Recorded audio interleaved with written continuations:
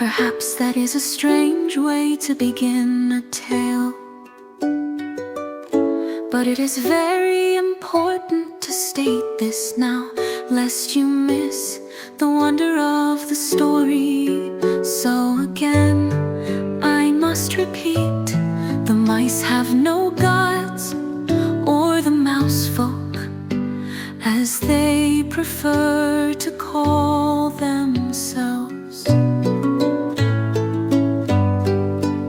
This meant miracles never occurred for the mice, nor were they blessed with any luck. Neither had they any talent with magic, be it sorcery or wizardry.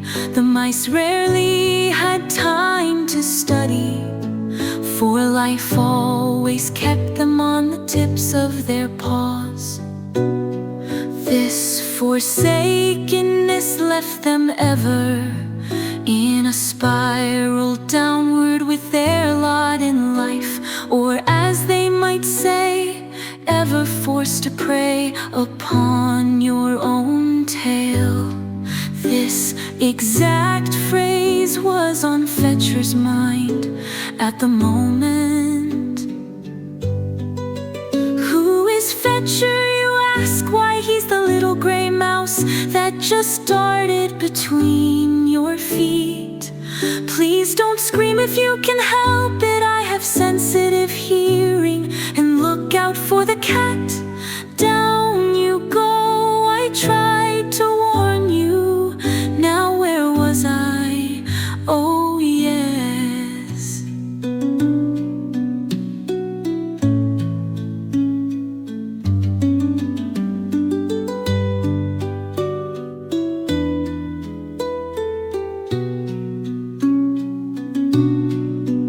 Fetcher scampered for dear life, his whiskers bristling, fur glistening as he ducked behind the legs belonging to tables, chairs, and patrons scattered about the room as the malicious Tabby gave chase. Worse yet, Tabby wasn't even hungry. Like most of the cat folk, she enjoyed the play in the torture and chase of the little mouse folk. The barkeep kept her well fed as he loved to dote on her when business was slow. The late hours of night were upon them, and soon the guard would be knocking on the creaky door to enforce the town curfew. The only patrons left were the drunkards that had emptied their pockets and lounged in chairs and across tables. Sobriety took its time to return. Tabby had already had 3 meals in the last few hours, and the little bit of flesh from Fetcher's hide would hardly pass as a snack. But that didn't matter, her heart beat with excitement as Fetcher's trembled with fear. And she pounced up over and upon the head's chest, bellies and gizzards of patrons, her last bound soliciting a loud guffaw as she struck below the belt of one now unhappy drunk.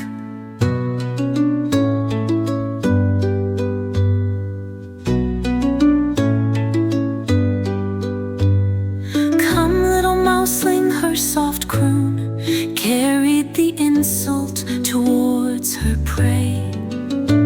We do this every week, I will catch you sooner or later.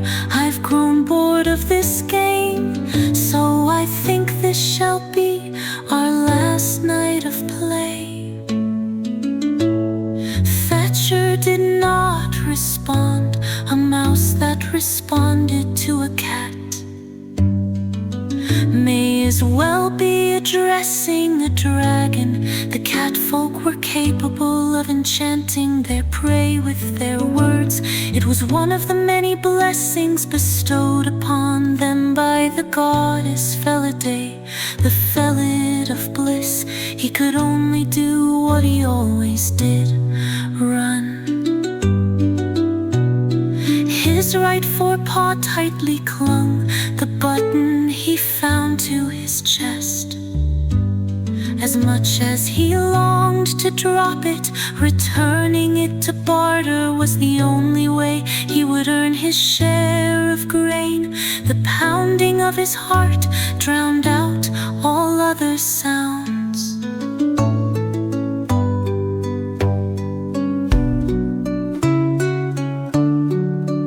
Tabby's pawfuls were as light and inaudible as a feather as it touched the ground. Though corpulent for a cat, she still bore the grace of her goddess, allowing her to be a gifted hunter. Oh, why did this day turn so poorly? Fetcher bemoaned in his mind as he dodged left and right, with little cues to warn him of where danger was coming from. He relied solely on instinct and furtive, wild glances to avoid capture. It wasn't enough. A flash of claw and fur landed down right before his path, and he skidded to a halt as Tabby stared down deep into his eyes. The game is over, mouseling. Fetcher's body went numb, and the button slipped from his paw as it wobbled in a circle across the floor.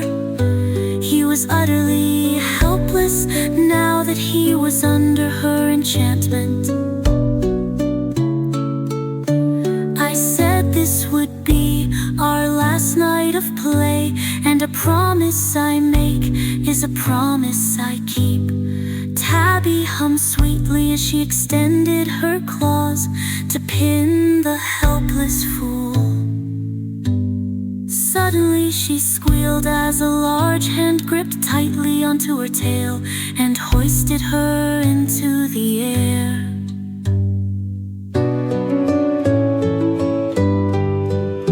It was the drunk, the same drunk she had biffed earlier. The blow to his tenders had stirred him wide awake. Tabby had been so lost in her play that she had not noticed his approach from behind. Now she could only hiss and spit as she swiped her claws across his hand to free herself. However, she couldn't twist enough to find good purchase with her talons. And what mark she made phased not the drunk in the slightest. But the club certainly did, as the barkeep smashed it down onto the drunken's head. Hearing his pet writhing in pain set the balding man into a rage, and he'd grabbed his trusty cudgel from behind the counter before storming after the drunk. The blow had been swift and true, and the drunkard's legs buckled as he fell to the floor. His limp hand would have dropped her straight to the ground, but the frightened cat had contorted and sent herself onto the counter. Tabby's attention was now set on the drunk as she hissed angrily.